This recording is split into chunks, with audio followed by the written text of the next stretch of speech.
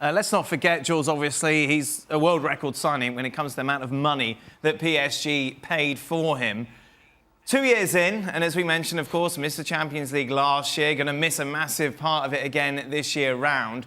Where do they stand on the value they've got from their investment? Because no doubt we talk about PSG a lot more now that Neymar is there, of course, Mbappe as well. However, when it comes to what they put in, what they're getting out from Neymar.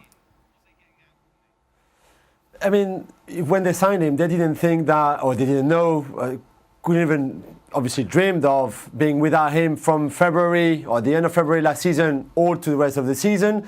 And then a year later, still being in the same position at the end of January, being without him for 10 weeks. Like we said, maybe even more than that if the injury on his metatarsal doesn't heal as well as they're hoping he would without surgery. So he could even miss the rest of the season from now on. We're not sure. And when you spend that money on Neymar, you think that he's not going to get injured and he's not going to miss 4 months and then maybe another 4 months next season. That's the problem. So it's hard to judge his time because in terms of numbers, he's done amazingly well, but he's only played one leg of the last 16 against Real Madrid last season. Wow. And so far this season, he might not ever play at all in the knockout stage of the Champions League. So it'd be very hard for them to judge what they spend, but obviously they spend that money for him to be fully fit for the whole season and played in those key matches in the Champions League, which he hasn't been able to do. Jules, we spent a lot of time last summer talking about the possibility that Neymar could leave PSG this year, in the fact, obviously, Real Madrid, a lot of talk going on. That surely has completely scuppered all of that kind of speculation. He's at PSG, certainly, for the next couple of seasons, isn't he now? Yeah, I think so. We said, I think, at least 2 years he was going to stay in Paris. There's always those rumours in Spain, like when Frankie de Jong, for example, signed for Barcelona only a few weeks ago. People at the club were showing him the WhatsApp messages they received from Neymar saying that he wanted to come back at Barcelona, that he wanted to play there next season.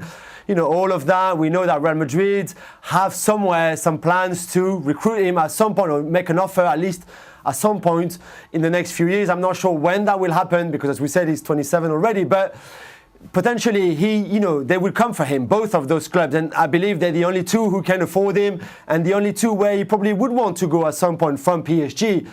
Will it be this summer coming? I'm not so sure. Again, it all depends on his fitness and how that injury evolves.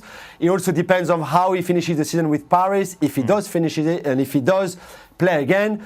But I think there will always be a lot of speculation around him, and the fact that those clubs still want him, at least at some point, shows what talent he is. Because if you're ready to pay 300 or 350 million euros for someone, it's because you believe he's worth it. We know then he won't be involved in those 2 legs against Manchester United. PSG, though, big favourites. Jules, let's start, shall we? Now we've got, this time next week, we'll actually be talking about the game. I feel like we've been doing forever. You take a look at the probable starting 11. You've got Verratti starting in midfield. And of course, midfield is where all the talk is going to be over the next few days about how PSG are going to set up. That's a massive risk, isn't it? Yeah, you're right. He started training back with the team yesterday, and people at the club, Thomas Tuchel in the first place, believe that that's enough time between yesterday, Monday, until next week for him to be ready to play that first leg. Like you said, there's a huge problem. There's a huge deficit in midfield of players of his talent, of his caliber. We saw against Lyon on Sunday when PSG lost for the first time in the league that they miss him. They miss his creativity from midfield. And because Leandro Paredes, the new signing from Zenit, the Argentine, again, might not be completely ready to play, fitness-wise, but also in terms of knowing the rest of the team and what Tuchel wants, how he wants to play, might not be ready to start either. I think they will take the risk and the gamble to start Verratti alongside Marquinhos in that midfield. I do note, Jules, that Rabiot is still in the Champions League squad. Is that dead in the water for him getting any involvement? So he is, Craig, and that's another big debate for Tuchel. Tuchel has accepted the decision by the club to freeze him out. However, he wants him back in his squad, and it's a bit of a battle between Tuchel and Antero Henrique, the sporting director, but also Nasser El Khelaifi, the chairman, about Rabiot. Tuchel wants him. He said, I need him. Look at my squad. Look at my midfielders. I need him there. It's an option. It's a valuable option before a game like the one against United.